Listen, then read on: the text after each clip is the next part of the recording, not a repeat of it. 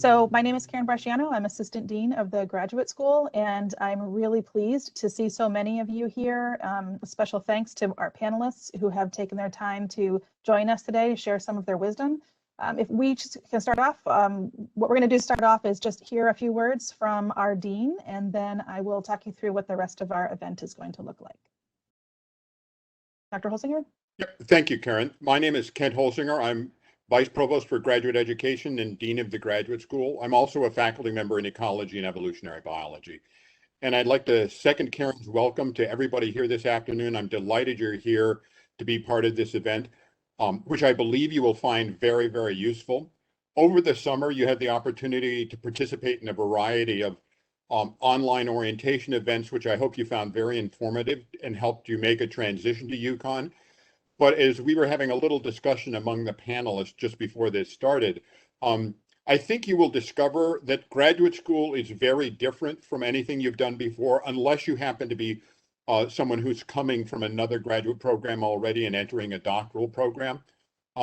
Graduate school is very different and can be foreign and intimidating and difficult to understand.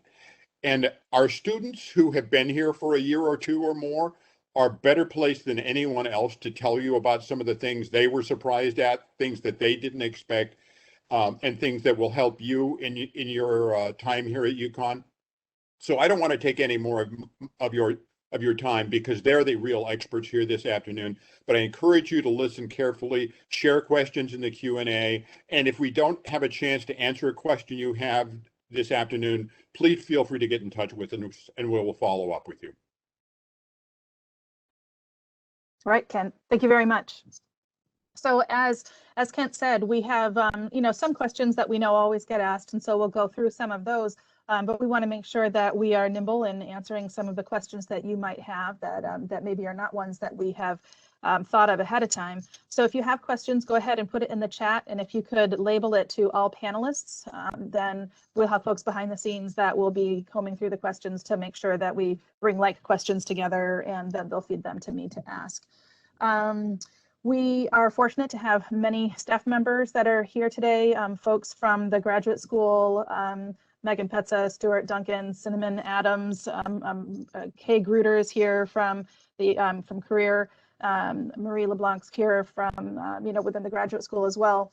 And also we are benefiting from the skill of Nick Fowler and Nathan Dion, who are our ASL translators, interpreters, and also the live captioning being done by Jane Collignon. So thank you so much for being here to make sure that our event is accessible as possible. So I'm going to jump right in so that we can make sure that the bulk of the time is given to the students, which is the reason why you're here. So if I could ask each of our panelists to open up their camera and introduce themselves, just maybe your name, your program, your year, if there's anything else that you would like to share with our participants about yourself. Good afternoon. You can hear me? Yes, Karen? Okay, my name is Amy. I am entering my third year in the PhD program in the School of Nursing. The way that program works, which is my only familiarity with PhD, is that I have finished all of my coursework. And so I've gone full-time for the past 2 years, finished my coursework, now looking toward my dissertation in the next year with the plan to graduate. The hopeful plan is May 2022. So that is the plan. A little bit about myself. I am a nurse. I've been a nurse 10 years. I do work full-time. I work for the University of Connecticut Hospital in Farmington, where I'm currently sitting in my office, which is more like a closet, but it doesn't have my name on it. And I also have a family, married. I have 4 kids.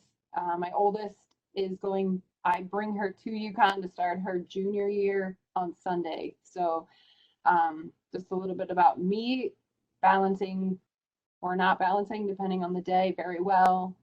Family, full-time work, full-time school. So that's me.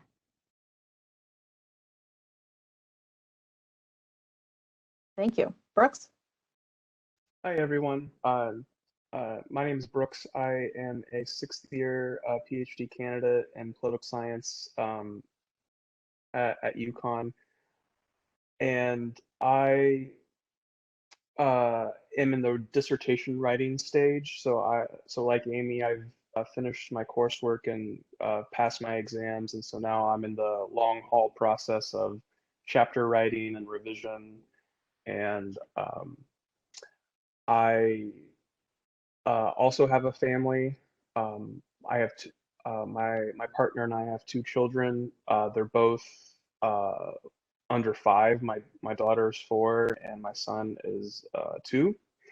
So they're not big enough to attend UConn yet, but they have been to campus. Well, my daughter has multiple times to department, functions and stuff. So I can speak to that if you have any questions. But prior to coming to UConn, I worked in politics with labor unions and on political campaigns for about 4 years before I decided to go back to school to get my PhD. So if you have any questions about transitioning from the more traditional 9-to-5 job situation to like grad school, I can talk about that if you're interested. But thanks for having me. Thank you, Brooks. Genevieve? Hi, everyone, and welcome to UConn. I'm Genevieve Rigler. I'm in my last semester of my Master of Science in Environmental Engineering program. I actually completed my Bachelor of Science in Civil Engineering and Bachelor of Arts in German Studies in December 2019, and rolled right into doing my master's program online in a global pandemic. So I'm also a first generation college student, so first generation bachelor, first generation graduate student. I currently do not have a family, but I can certainly speak to being a first generation college student and the challenges that come with that. The research work that I do is interdisciplinary, so it actually took some strengths that I had from my liberal arts and humanities and my engineering skills. The project is called Food and Water Security in the Blue Nile Basin, and it's about giving seasonal forecasts to farmers. And I get to work with the high school students, who are collecting the data. So I've had a great time at UConn that getting to combine those interests that I have. So if you're also interested in combining your interests or pursuing interdisciplinary studies, you can direct questions towards me. Thank you. Oh, also I'm a GA, and I've been a GA every semester since I've been at UConn. Thank you. Thank you. Webster? Hi, good evening. Good afternoon, rather. My name is Webster Pryce. I am pursuing a master's in administration. I am actually part-time, and like Genevieve, I am a first-generation grad student within my immediate family. What surprises me about coming into grad school is that you can be successful while having a full-time job, raising a family, or other responsibilities. I do have a family, a 2-month-old daughter, actually. So I'm looking forward to going back to school next week to see how that all is going to unfold. Our time management, it's hard to find a time. That was a challenge for me to find while studying. But yeah, I'm excited to be here. It has changed my life being in the grad program. I've met so many wonderful professors and students, and what makes it so good for me is that I don't feel like I'm on an island by myself. So welcome. That's great. Thank you for sharing. Any of our other panelists, would you like to share information about what surprised you most about coming to graduate school?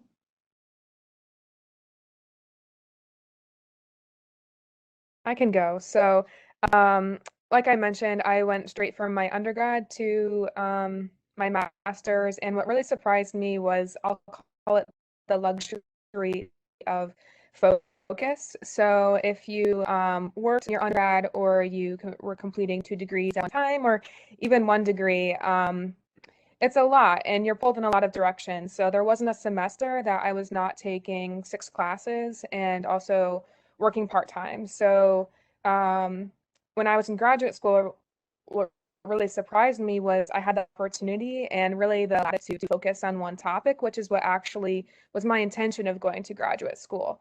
I was exposed to a lot of topics. I can comprehend them all and see how they're all combined, but I was really interested in just having that time and space to focus on one thing. So what surprised me was just how powerful graduate school is as a platform for your voice, for what you think matters in terms of research. And a lot of times during my undergrad, because I was engineering and German studies, when I would go to career fairs, the engineering folks would say, well, why are you a German studies student? Why would you study abroad as an engineer?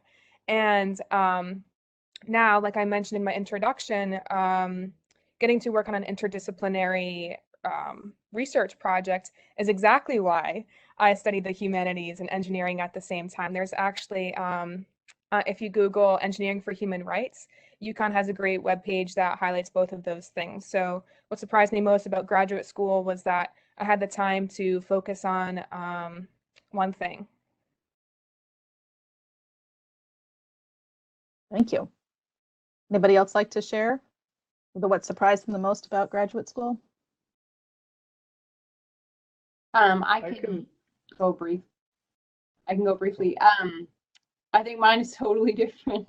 I think what surprised me, I'm doing a PhD program, and I think we talked about this briefly before it started, and someone kind of put words to it. Like, I had a bachelor's degree, and then I got a master's degree, and then I thought the PhD was just going to be like knowing more about the process. Like, you know, the bachelor's degree was like 1, master's is 2, and then PhD is just a third level of knowledge, and it's completely different. I have thoroughly enjoyed it, but I was very shocked at how different it was and how the study was. It was just very different. And I think that I feel like kind of an accidental PhD student. I've learned a lot along the way, and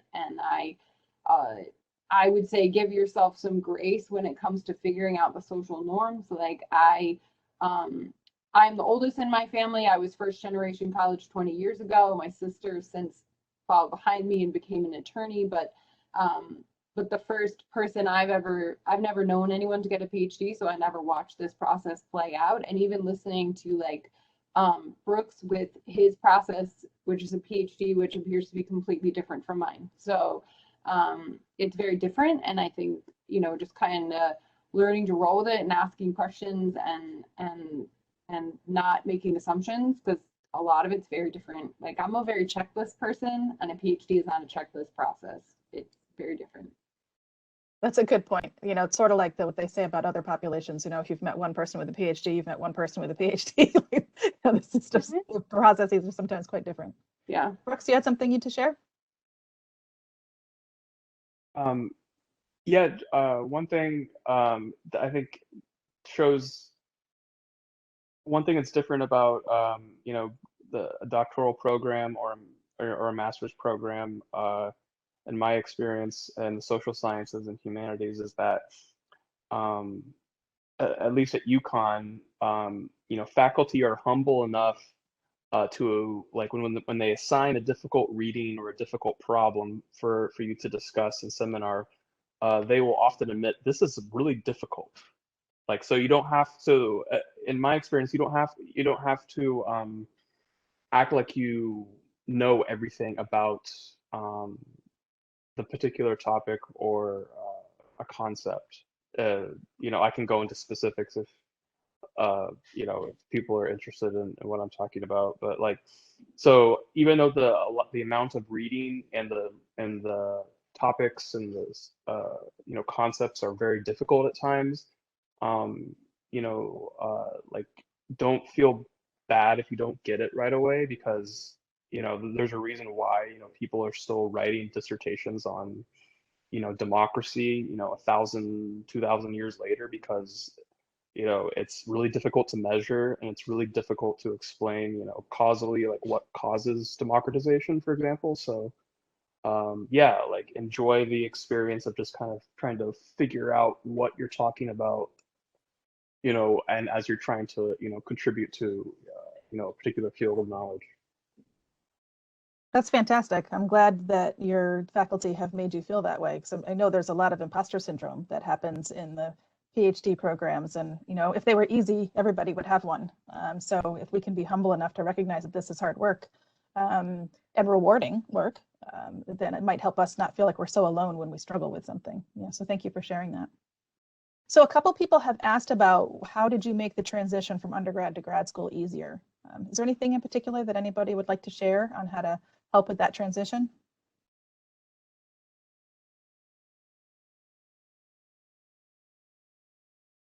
I'll start. Just to echo what Brooke said, I also had a great experience. I really love my department, civil environmental engineering. They're just very humble people. And I think people who are very deep in their research will readily admit that they don't know everything and they welcome different approaches. That's at least what I found in engineering. So what surprised me and what helped me transition was actually, I remember one of the first conversations that I had with my advisor. I went in and I was saying, oh, well, I'm interested in this and thinking about this and thinking about this. And I said, and what do you think? And he looked at me and he said, what do you think? And my heart just kind of stopped for a second, because I just realized I'm not an undergrad anymore. I'm a graduate student, and in many ways we're equal. And the things that I'm bringing to the discussion are just as valuable, and we're no longer I would just say that the dynamic has changed, and that the way that I see things are valuable, and I get to pursue them and demonstrate, like, through my work and my study, that I can substantiate my opinions, and that's the wonderful thing. So the question was how you can make it easier. Is, for me, what made it easier was saying, hey, you are going to now have to really defend your, number one, your thoughts are accepted in the community, and number two, you need to be ready to give reason to them and give life to them and to do the work that requires. So it was exhilarating for me, and what helped me transition was, number one, realize that I was not going to get the graduate school experience that I was expecting, because no one anticipated a pandemic, right? I had wanted to get my master's the last 2 years of my undergrad, and I was really looking forward to it. And without knowing, I had kind of this idyllic, vision of what it was going to be like. And when it wasn't that, I already had to adjust to it being something different. So I would just say sometimes I also studied abroad during my undergrad. And I would actually liken graduate school to a foreign land if you haven't done it before. So I was ready to say that, hey, my expectation and the reality might not line up, and them lining up or not lining up doesn't mean that one is bad. It's just that it's just different. The slogan of my study abroad experience was, it's not good, it's not bad, it's just different. So just be ready for the graduate school to be different, and just be, I would say, curious about what the graduate program will require of you. And approaching things with curiosity is just better, was a very helpful tool for me. Right. Thank you. Anybody else have any thoughts about how your I'll go. transition was eased? I thought developing an appetite for learning after graduating with my bachelor's degree, I said to myself that I was done with school. It was enough. But the focus, the mindset that I had when I was studying, I was just paying attention to the finish. I was not paying attention to the process. And so after graduating with a bachelor's degree, I went ahead 2 years after and got a master's at another college in organizational leadership. But even after that, I was still hungry for more information. And so coming over to UConn, I had that hunger. I just wanted to learn. And so that's what's keeping me, and that's what's helping me. So to bring it home, just developing a hunger and an appetite for wanting to learn, if that makes sense. Thank you. Okay, So I'm also seeing several questions about online work, and I imagine some of it has to do with work-life balance. Some of it has to do with feeling isolated. Some people, there's lots of questions around that. Any of you have any thoughts on how you have, some of you may not be in online programs, but you probably dealt with doing some stuff online over the last year or so that you hadn't expected, maybe even. But any tips for anybody who are doing online classes and online work? I would say don't be afraid to collaborate with your peers. I've been taking online courses for the past year, and it's been a great experience. My fear was that I was going to feel isolated and feel like an island by myself, but that's just so far from the truth. Your professors are available. A lot of them will give their cell phone number out. If you have an issue, you text them, and they have a tendency to reach out. So quick turnaround time. And even the students, some have become like family to me. If I feel stuck on a project, I text and they reach out and say, hey, if you don't understand, I can set up a Zoom and we can go over this.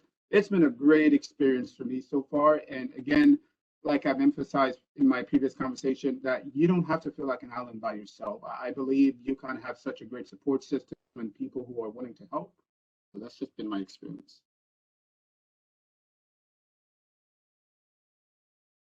Thank you. So Anybody for else? Go ahead. For me, I started, I graduated from UConn with my bachelor's in December 2019, and I started in January 2020. And then we started being virtual on March, and I've been online since then. And I think your fear of being isolated is very real and disconnected. But I do think that the UConn community is very special. I'm biased. I got my undergrad from there. But anytime that I reached out to someone, it has always been welcome and received. The hardest part for me about being virtual was that, when we went into lockdown and I was doing things online, it was just me, my computer, and my undergrad work ethic. But what I mean by my undergrad work ethic is just maybe just not my undergrad, but just my work ethic in general, and kind of my inability to draw lines around this is where learning stops. Because I think if you're entering a graduate school program, you're already a very curious person, you're very bright, you have questions, you like learning. But learning begets learning, and it was hard for me to say, I'm done for today. So what I had to do was, because there's a massive, what it felt like, mountain in front of me in terms that I had to climb. And my ethic was, I'm going to climb absolutely as much as I can today. And then tomorrow I'm going to climb absolutely as much as I can tomorrow, which was partially exhausting. So what helped me was define my level of success, what would make me feel successful that day. And I did that by writing out my goals. And I know that sounds very simple, but when you apply it, it's actually very powerful to me, because when you have the type of personality to always drive you to do more, when it's just you and your computer and maybe your family or your work, that's not necessarily a healthy situation. So I'll write out at the beginning of the week and at the beginning of the day saying, this is everything I have to do this month, this is what I have to do this week, and this is what I have to do today. And if I do those things, then I'm going to enjoy going for a hike with my dog and not feel this, cloud of, you could be studying, you could be researching, right? You need to have that freedom from the work to play, and the relaxation, rejuvenating time actually helps your research. So that's what helped me online. Thank you. Anybody else have thoughts on that? And I mean, that's what you're talking about, is some of the balance. If anybody wants to lead into any other comments on how you've managed with time management and balance and scheduling, and how you manage to make it all work, or even times where it's been a struggle, then what you did about it. Feel free to share that. I'll pipe in. I wish so I'm just going to throw out, I'm much older. It's Genevieve, right? Yes. And I wish that I had figured out what you just gave a nice little monologue on a long time ago, because that was really good. I think that's part of what kind of threw me with the PhD is you always have this like looming sense that you should just keep plugging at it because you're just chasing an end that hasn't yet been defined. That's the whole point. You're chasing an answer that's not yet there. And so that can feel like the forever chase. And how do I balance that with any sort of, like my work is very busy, so that can distract me and I can kind of like go in that lane and not be distracted. But like at home where my program started 100% in person and like everyone else did not end that way. And so, it's me, my computer in my kitchen, like trying to figure out whether I should cook dinner or I should, walk with my dog or I should try to figure out this problem again. And I think your wisdom is really good. It's actually quite nice. You should write something about that. But because you have to kind of just take sections and choose to walk away because it's in that time that you have to just like not think about it, but sort of think about it, and it just sort of sets and resets. That's where new ideas come from. And that's where I end up like waking up the next day and actually having something to write. And so, but it's a constant, the juggle of work-life balance. I mean, that's why everybody talks about it. It's a constant journey. It's never perfect. My work tends to sit on my dining room table in the middle of my house. Like my kids know, like that's mom's corner with her computer. And that's her piles of books. And so it kind of sits in the middle of it all. And, you just have to find the space that strikes the balance in your home, because my home, my kids are big, Brooke's kids are little, like it's totally different. Thank you, Amy. Brooks, any thoughts on that? On any of that? The issues of work-life balance, time management, scheduling? Yeah, it's really difficult, especially when like we transition to online only. I defended my prospectus right before lockdown last March, so I was kind of like preparing, like that I would go to the Dodd Center's, alternative press collection to actually, because I do archival work, to actually like, do some research there and get the old school archival experience. But I had to figure out where to, to how to access materials more online. And thankfully for my project, there is quite a bit that's available, but it's also very unorganized and stuff. So I've kind of just had to, what Genevieve said, as well as Amy, is, just excellent, advice, like to organize your month by like, what are the month's goals and then the week goals and the day goals. And I kind of, I would like, I don't really like naturally or I'm not really inclined to work that way. I just kind of find my books and my articles and I just kind of dig into it and like get lost and then like write stuff. And then I'm like, oh yeah, I forgot I have to write about this and I forgot I have to finish that book. So I'm kind of like a very disorganized person by nature, but through kind of like the disorganization and the fumbling through stuff, I kind of figure out like how to explain how I should do it. And then I kind of, so the next month, it's a little bit more organized than the last month. And same, one day is, so one day can be more organized and I can get more done than the next day. But I would say like at least one thing that one sign I think that you need a break from your work is, like, because if you're in a master's or PhD program, or like you're supposed to like this stuff, right? That's why you went to that's where you're in grad school. So if you're finding yourself like trying to read an article or write something and you're just hating it, like if you're just like, I can't stand it, like I just can't do this right now, get up and take a break. Because if you try to force yourself to write, like, even just a few pages, it's miserable. And, although grad school is really difficult, and there's times where you have to work through it, you have to grade those papers, or you have to grade those exams, you have to do it. But if it's your own work, if it's for paper or whatever, like give yourself plenty of time to like take breaks and stuff, because like just like as Amy said, like during that downtime is really important. And sometimes like even though you're not supposed to be working, like you're constantly thinking about like your project if you really like it, and like, oh yeah, I should talk about this, for an in this coming chapter, which you might not have, that thought or that idea might not have come up if you hadn't taken that break to kind of just do whatever. So really like recognize those signs when you need a break and take that break, because trying to just plow through a book or an article or trying to write a few pages when you don't want to do it is not a good idea. So just take breaks. Great, thank you. I know the idea of work-life balance can be sort of a trigger for some folks, because there's this idea of like everybody, if you do it right, you can do it all. And I don't know that that's precisely true. I think that sometimes we have to make the decisions about what is going to get left off the scale. So for some people, they can be in a PhD program and train for a marathon at the same time, but most of us can't. There are decisions that we have to make about where we're going to spend our time.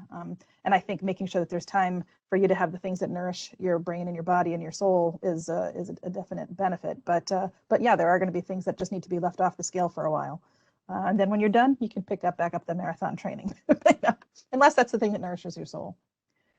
So somebody asked the question, how has personal leadership played a role in your learning experience in grad school?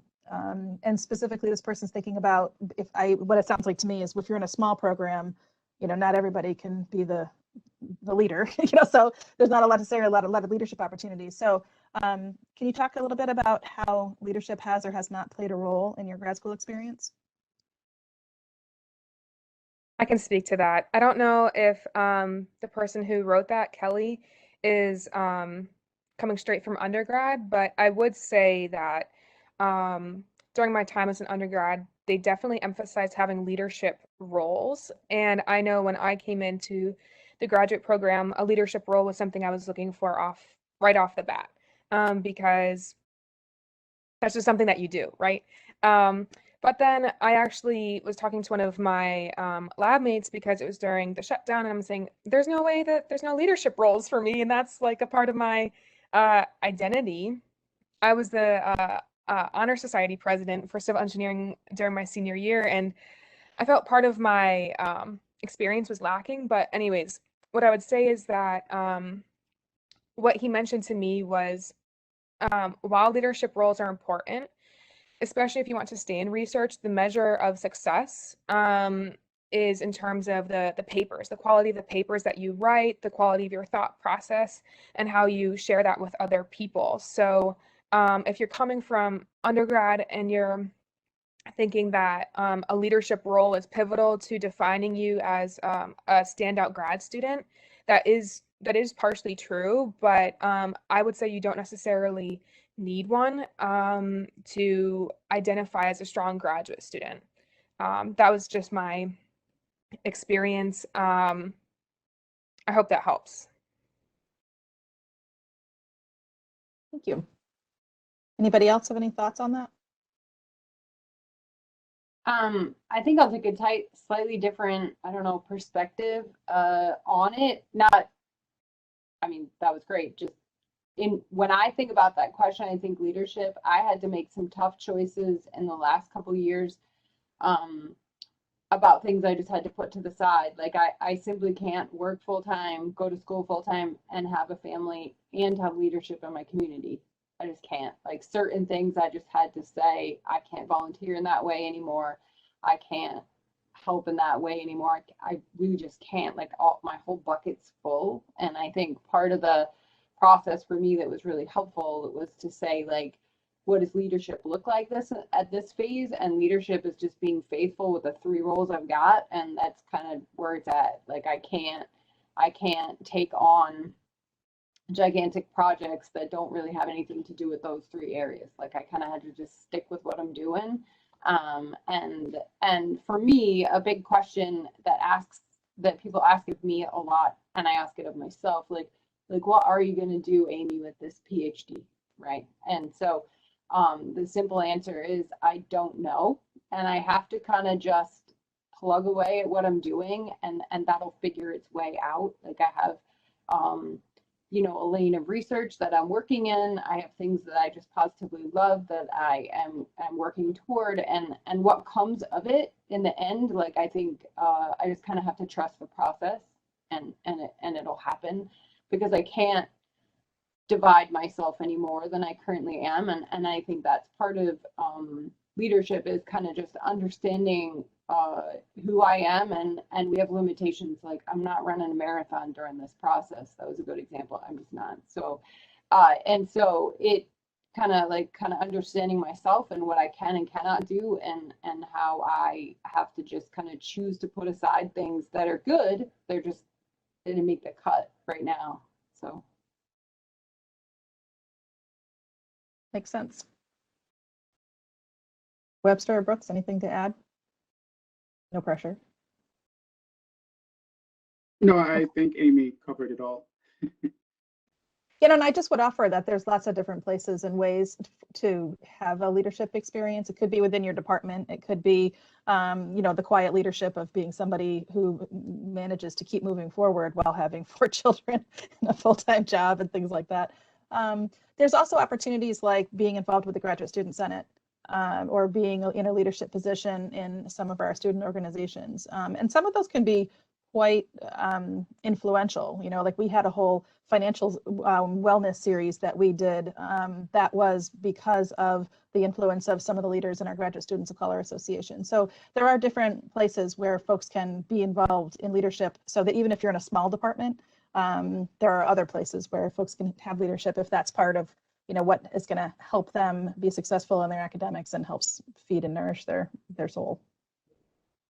I wanted to reiterate something I said at the beginning, just from my experience of being an undergrad at UConn. Kelly, if you don't see something that you're looking for, reach out to any one of the faculty who are here today, and they can probably direct you to someone if you're willing to start the idea. When I was an undergrad, I wanted to start a mentor program between junior and seniors and freshman and sophomore students within engineering, and I was able to make that happen. So if you don't see something, don't think, oh, you know, now that's not possible, it can't happen. But UConn is very willing to back ideas that you have, and if you don't see it, don't get disheartened. You might just be the person who's going to start something. That's excellent. Thank you for mentioning that. So a couple people have asked questions about other types of experiences, like, you know, if you have a GA, how did you get that GA? How does one go about getting that type of a position? What about internships, things like that? Anybody have any wisdom to share?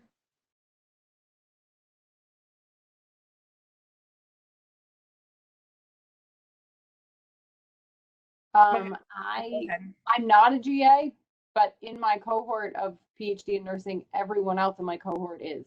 So I think it's relatively common. Yeah, I've been a GA. I didn't mention this earlier, but yeah, I've been a GA for my entire time at UConn. It was part of like the, you know, contract that I signed as when I got accepted. They offered me a GA position, which varies, you know, year to year, like, and sometimes, like, basically, like, if you want a particular position, you can talk to your advisor about it.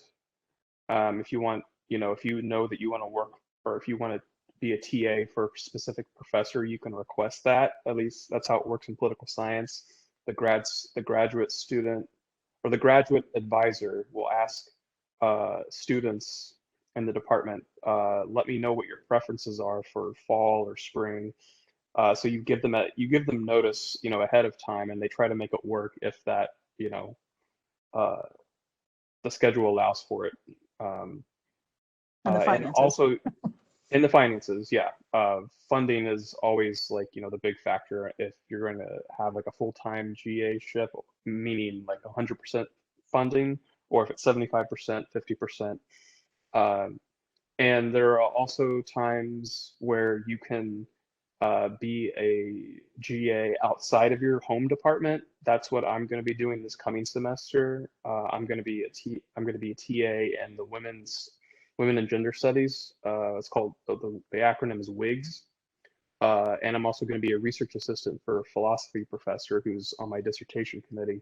So these kind of opportunities like come up, as you take classes and you meet professors, you meet, other students. Like it's kind of open.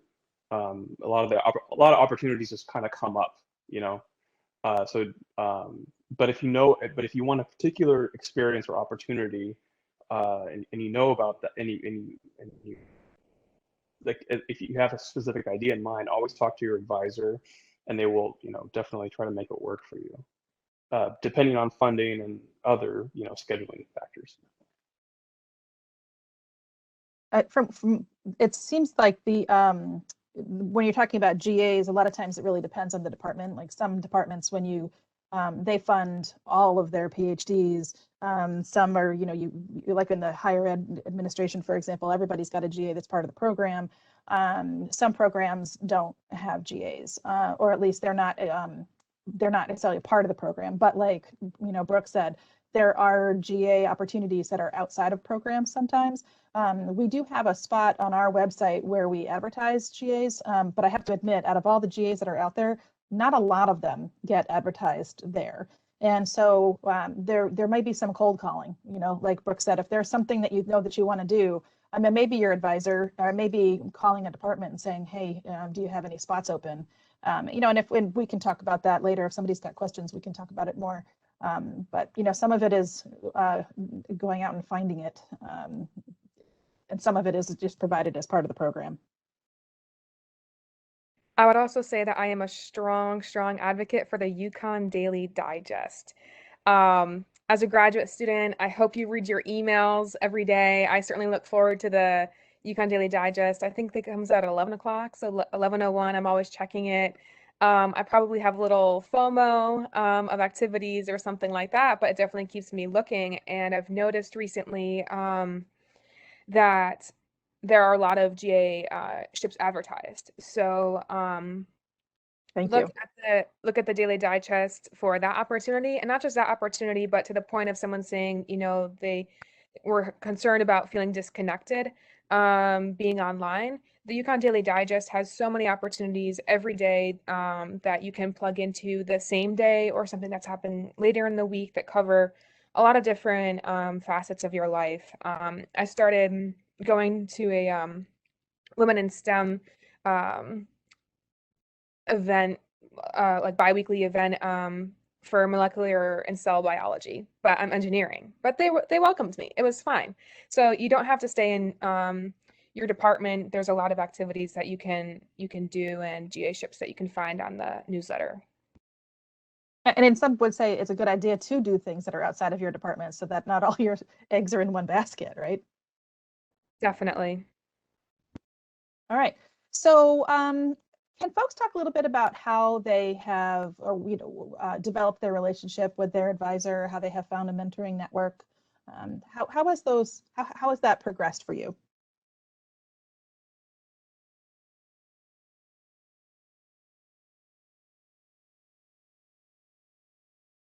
I can go. I think one of my bigger struggles with working full time, totally separate from going to school full time, has been a lack of mentorship, and that's really on me. That's not for lack of my program. That's really where some of my time constraints come into play, and I've had to choose to, and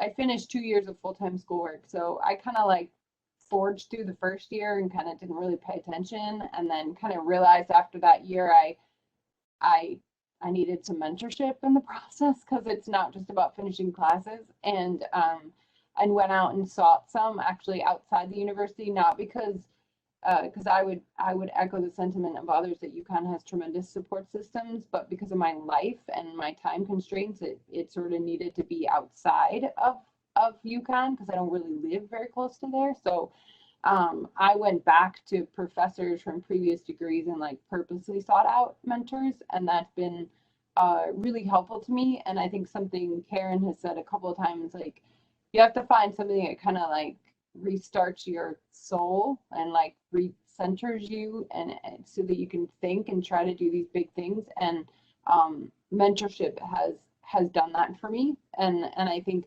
like UConn, I'm certain the School of Nursing, I could have found it there, just but for my lifestyle, it kind of needed to be elsewhere. And so my primary advisor is brilliant beyond words and has taught me a lot, but I kind of needed a different kind of role to help mentor me in a different sort of way. And I pursued that outside of school, and it's been really helpful. And I think somebody who has a PhD, who's gone through a similar type program and can speak to some of my struggles has been really helpful.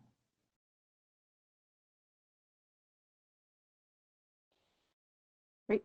Thank you. Anybody else? I'll go. I had the unique experience of actually knowing my advisor before I joined as a graduate student. I actually met him my first week of my undergrad, so way back in 2013. He came to the Engineering 1000 course and introduced himself and said, make sure you get involved in research. So the next day, I was in his office saying, how do I get involved in research? But long story short, we ended up being paired together, and I was working on a project with my fluid mechanics professor, and then her boss turned out to be my advisor for my graduate program.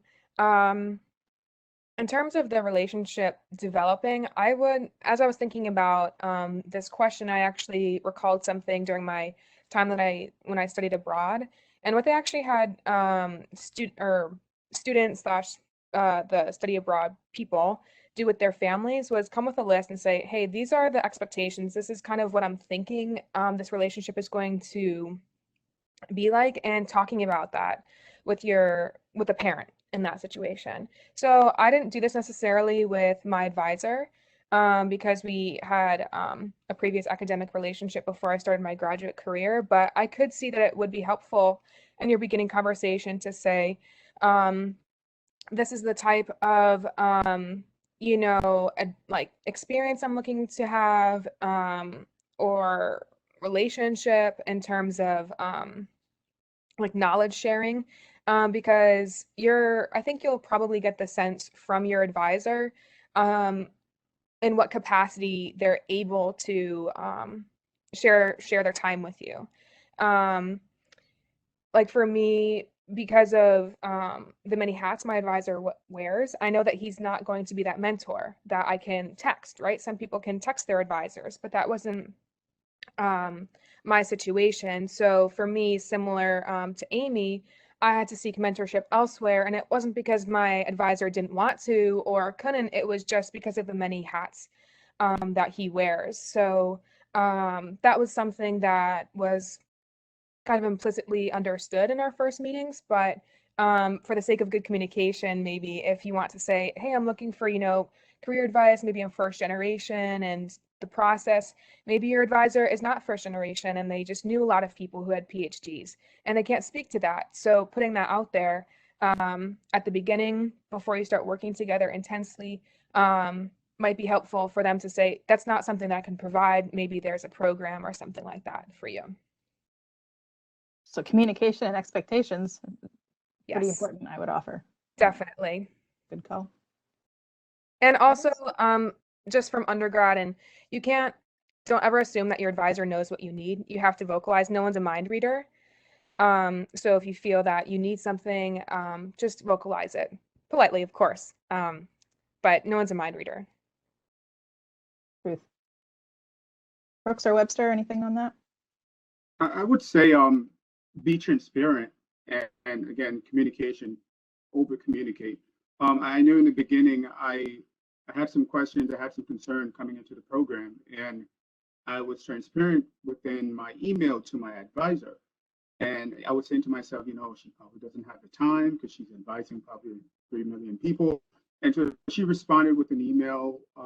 It was in depth. You know, I could just feel the compassion that she has in her email. And I said, great. And I responded back with more additional questions. And the turnaround time was great. And we have a really great relationship right now. And I don't feel like I need to go outside of her because she answers my questions and even some more. So again, every advisor is different, but for me, I find within her an advisor, and I also find mentorship as well.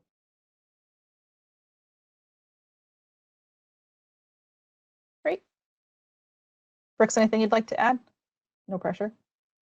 I'd just like to say what everyone has said so far is I'll just say it's just really important to communicate what your needs are and expectations. And one thing that has helped me and my advisor's relationship develop well is not just our shared intellectual interest. I mean, I knew who I wanted when I was accepted into the program.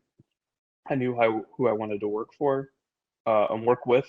But my advisor, she also had her kids while she was in her working on her PhD. So there was that kind of understanding, I think, that developed that, like, you know, like sometimes, you know, like life happens and, you know, you have to leave seminar early because, you know, one of your kids is sick, or, you know, and like I would always like, over communicate and say, look, just to let you know, I had to leave class early today, or I had to leave seminar early today because I got a text from my partner that, you know, one of our kids got sick and had to run home to help. And that's one of the great things about, I would say, just another pitch about graduate school education and family life is that your schedule is flexible, you know, so that's helpful for, you know, family emergencies that come up or anything like that. Thank you. I would definitely echo really quickly what Brooks said in terms of the flexibility of dates. I know if, you know, when you were completing your undergrad, the deadlines were not movable necessarily, at least not in engineering, but in graduate school, so many professors understand, and especially your advisor, that you wear many hats, you know, parent, full-time worker, student, human. And if you're just vocal about them, I found them to be very accommodating and say, you know, this week work was very hard. I had to do X, Y, Z. And is it okay that I submit this report to you over the weekend?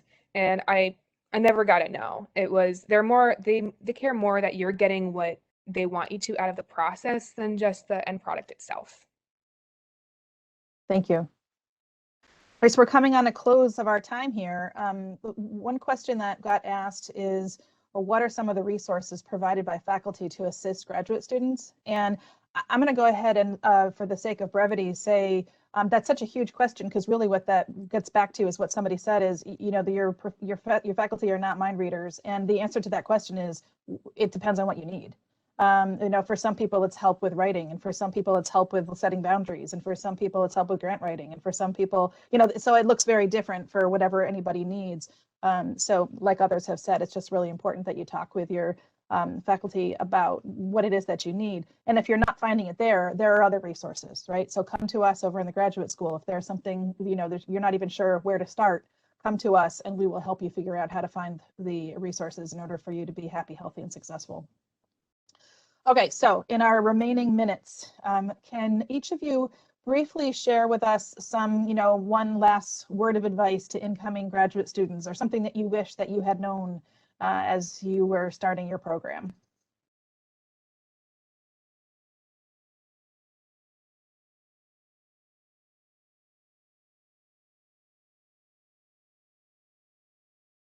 I'll go. So mine was measure your success, measure yourself to yourself.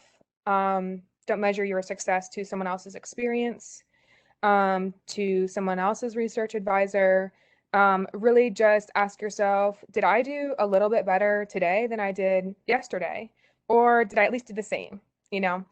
And in that vein, one quote that I really like from Winston Churchill is, or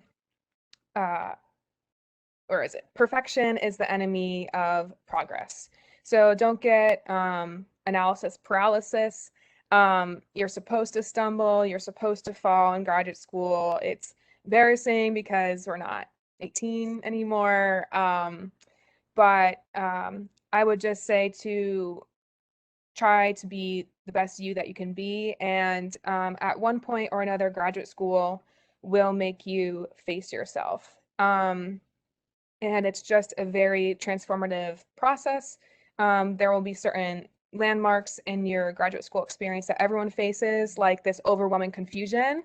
Happens to every single person that I've spoken to. I won't generalize for the other panelists, but it certainly happened to me. And we're standing here because we faced ourselves and we found our way out of it. And that's probably why we're grinning here, because it does have, the confusion does have value. So that's what my 2-minute synopsis would be. Thank you so much for coming, everyone. Excellent. I would say strive for excellence. You know that you do, strive for excellence. Communicate. Again, I said it over and over again, but you are not an island by yourself. There's a lot of people here that are willing to help, students that are willing to help.